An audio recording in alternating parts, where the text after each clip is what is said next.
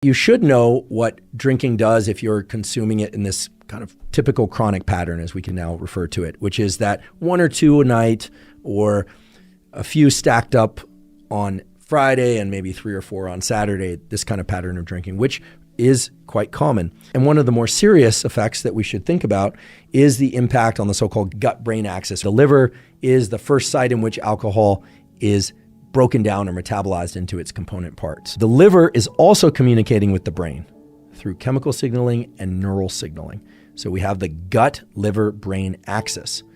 And what you find is that people who ingest alcohol at any amount are inducing a disruption in the so-called gut microbiome, the trillions of little microbacteria that take resident in your gut and that live inside you all the time and that help support your immune system and that literally signal by way of electrical signals and chemical signals to your brain to increase the release of things like serotonin and dopamine and regulate your mood, generally in positive ways. Well, alcohol really disrupts those bacteria. And this should come as no surprise. I mean, earlier we talked about this, and it's well known if you want to, sterilize something, you want to kill the bacteria, you pour alcohol on it. And I can remember scraping myself or cutting myself. I was always injuring myself when I was a kid. And, the moment they take out the peroxide, you're like, oh boy, here it comes. But if there's no peroxide around and you've got a wound there and you need to clean it out, they'll use alcohol, which I do not recommend, by the way. That's one of the harshest ways to clean a wound. But for centuries, thousands of years, really, alcohol has been used in order to clean things and kill bacteria.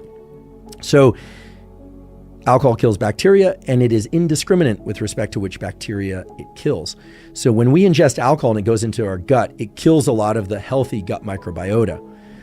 At the same time, the metabolism of alcohol in the liver, which you now understand, that pathway involving NAD, acetaldehyde, and acetate, that pathway is pro-inflammatory. So it's increasing the release of inflammatory cytokines, things like IL-6, et cetera, tumor necrosis factor alpha, all these pro-inflammatory molecules, those are being released. You've now got disruption of the gut microbiota. As a consequence, the lining of the gut is disrupted, and you develop, at least transiently, leaky gut. That is, bacteria that exist in the gut, which are bad bacteria, can now pass out of the gut into the bloodstream. So you've got a 2-hit kind of model here. In biology, we talk about 2-hit models. That is kind of a 1 + 1 = 4. And it's generally, when you hear 2-hit, it's not a good thing. So you've got bad bacteria from partially broken down food moving out of the gut. The good bacteria in the gut have been killed. You might say, why doesn't the alcohol kill the bad bacteria in the gut? Well, the bad bacteria that are from partially digested food oftentimes escape the gut before the alcohol can disrupt them. And so now you've got leaks in the gut wall.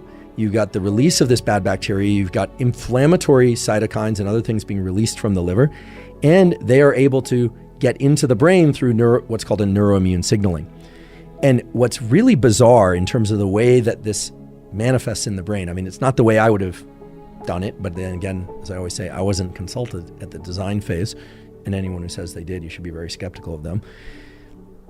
The net effect of this is actually to disrupt the neural circuits that control regulation of alcohol intake. And the net effect of that is increased alcohol consumption. So this is just terrible, right? I mean, so you take in something that disrupts 2 systems, the gut microbiota, and it disrupts it in 2 ways. It's killing the good gut microbiota, and it's allowing the bad bacteria to move from the gut into the bloodstream. You've also got pro-inflammatory cytokines coming from the liver, and those converge or arrive in the brain and create a system in which the neural circuits cause more drinking.